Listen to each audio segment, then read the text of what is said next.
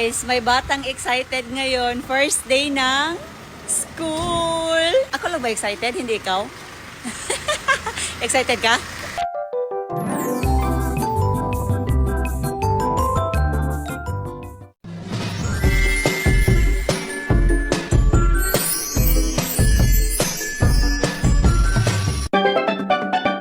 Guys, ang dami nagtatanong kay Kona ha. Ito pala yung ginagamit niya sa kanyang kilikili.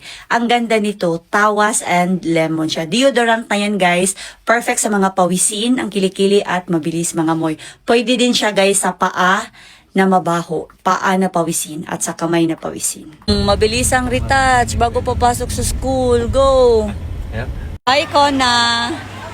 Bye-bye, bye-bye. Galingan mo. Pasok na siya guys. First day Kona! Bye-bye! Ayan na guys, si Kona. Papasok na siya.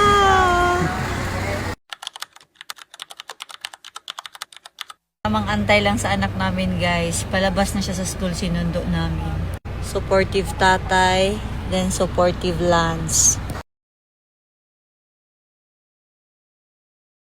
Guys, ayan na si Kona. Sinundo na namin. Hello. Hi! Kumusta ang first day mo? Mababait sila? Anong sabi nila sa'yo? Hi! Naganon ka, Kona. Hi, my name is Mikona Hudson. Ay, ano? Paano? Nagbisaya ka? Hindi, gitampo, gitudlo niya mo Bisaya. Hindi ka kabaw. Ang ilang leksyon, Bisaya.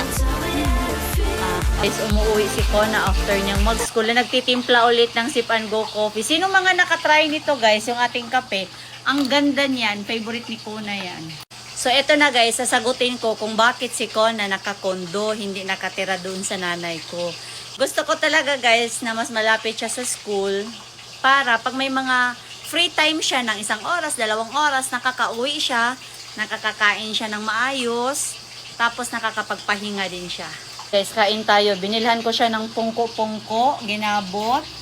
Tapos ito, tapos ayan, niluto ni ate na ulam.